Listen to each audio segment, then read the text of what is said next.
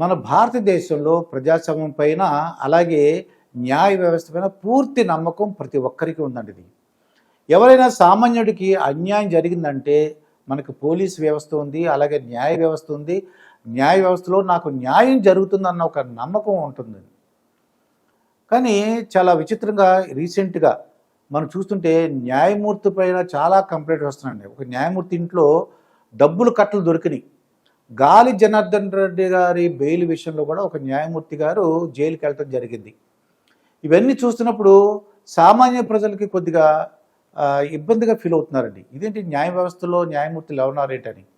జనరల్గా ప్రతి న్యాయమూర్తి అసలు ఎవరు, ఆ జడ్జి గారు ఎవరు, వాళ్ళ నేపథ్యం ఏంటి అనేది మనం ఎవరు చూడం.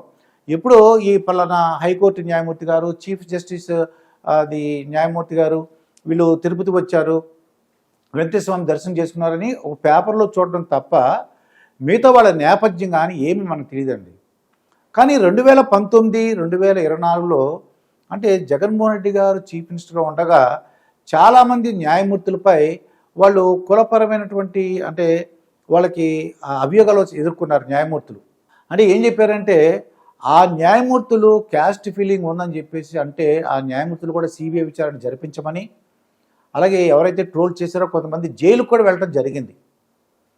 ఇప్పుడు అదే సీను మళ్ళీ 2024లో కూటమి ప్రభుత్వం వచ్చింది. వచ్చిన తర్వాత ఒక ప్రముఖ వ్యక్తి అట్లా ఎవరు జస్టిస్ శ్రీనివాస్ రెడ్డి గారు, ఈయన చాలా తీర్పులు ఇచ్చారండి. ఏ తీర్పులు?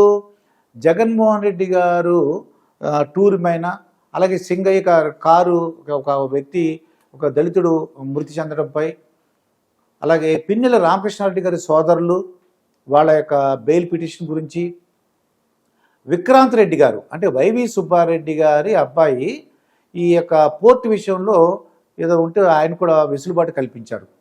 ఇవన్నీ చూస్తే ఈ శ్రీనివాస్ రెడ్డి గారి మీద చాలామంది ట్రోల్స్ చేయడం మొదలుపెట్టారండి.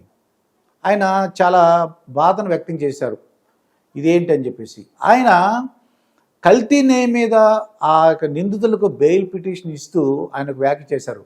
నా మీద చాలా నా ట్రోల్స్ జరుగుతున్నది, ఇప్పుడు కల్తీ నెయ్యి కూడా నేను వాళ్ళకి బెయిల్ ఇస్తున్నాను, దీని మీద కూడా ట్రోల్స్ వస్తాయి, ఇది sorry for the state of FIRs అయిపోయి ఆయన బాధపడ్డారు.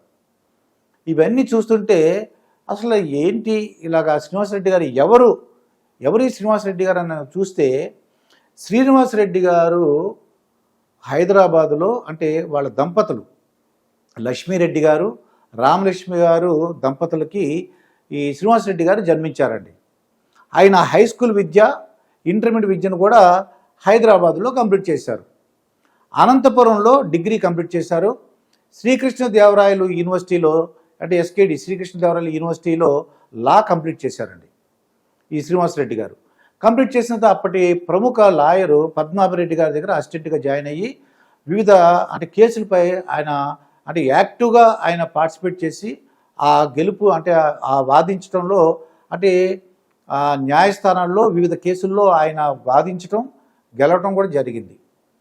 2019, 2024 జగన్మోహన్ రెడ్డి గారు ఆంధ్రప్రదేశ్లో ముఖ్యమంత్రి అయిన తర్వాత 2019లో శ్రీనివాస్ రెడ్డి గారిని జగన్మోహన్ రెడ్డి గారు పబ్లిక్ ప్రాసిక్యూటర్గా ఆంధ్రప్రదేశ్ హైకోర్టులో నియమించబడ్డారండి 2019.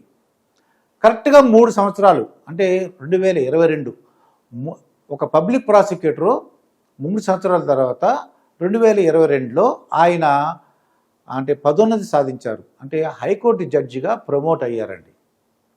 అది ఏ విధంగా వచ్చిందన్నది అది తర్వాత చెప్తాం మనకి. అయితే ప్రజలందరూ కూడా ఇది ఏంటంటే 3 సంవత్సరాల కాలంలో ఈయన ప్రమోషన్ వచ్చింది. పబ్లిక్ ప్రాసిక్యూటర్ నుంచి హైకోర్టు జస్టిస్గా, హైకోర్టు న్యాయమూర్తిగా పదోన్నతి సాధించారు. ఇక ఈ బెయిల్ కేసులు మొదలైనాయండి. అంటే పిన్నెల రామకృష్ణారెడ్డి గారి బ్రదర్స్కి ఇవ్వడం, వైవి సుబ్బారెడ్డి గారి అబ్బాయి విక్రాంత్ రెడ్డి గారికి కోర్టు వెసులుబాటు ఇవ్వడం, జగన్మోహన్ రెడ్డి గారి విషయంలో టూర్స్ ప్రాంతంలో సింగయ్య గారి విషయంలో నమోదైన కేసులకు వెసులుబాటు కల్పించడం, ఇవన్నీ చూసిన తర్వాత ట్రోల్స్ స్టార్ట్ చేయడం మొదలుపెట్టారు.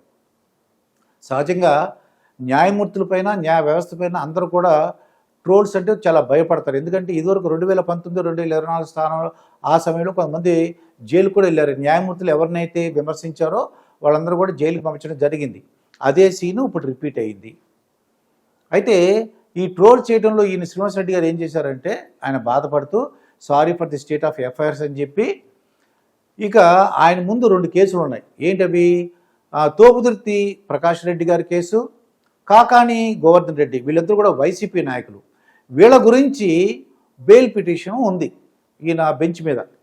శ్రీనివాస్ రెడ్డి గారు ఏం చేశారంటే ఒక వారానికి వాయిదా వేస్తూ మీరు ఈ 2 కేసులు కూడా కాకాని గోవర్ధన్ రెడ్డి గారి విషయం, అలాగే తోపుదుర్తి ప్రకాష్ రెడ్డి గారు మీరు వేరే బెంచ్ చూసుకోండి, ఇది నాట్ బిఫోర్ మీ అని చెప్పారు. అయితే సామాన్య ప్రజలందరూ కూడా ఇది అర్థం చేసుకోవాలి. అంటే ఇది మన న్యాయ వ్యవస్థ మీద ఒక గౌరవం ఉండేలాగా, అంటే న్యాయమూర్తులు, అలాగే ప్రజలు, అలాగే పోలీసు వ్యవస్థ, ఇవన్నీ మనది ఒక ప్రజాస్వామ్యంలో ఉన్నాం. మరి చూద్దాం, మరి కాకాని గోవర్ధన్ రెడ్డి గారి విషయంలో, అలాగే తోపుదుర్తి ప్రకాష్ రెడ్డి గారి విషయంలో వేరే బెంచ్కి వెళ్ళింది, దాన్ని ఎవరు విచారిస్తారు, ఆ విచారించే క్రమంలో ఏ తీర్పు వస్తుంది, అంటే శ్రీనివాస్ రెడ్డి గారు లేకపోవడంతో ఏం జరుగుతుందనే ఒక ఉత్కంఠ అయితే ఉంది. చూద్దాం ఏం జరుగుతుందో. మరొక వీడియోతో మీ ముందుంటాను. మీ మాస్టర్ దుర్గాప్రసాద్.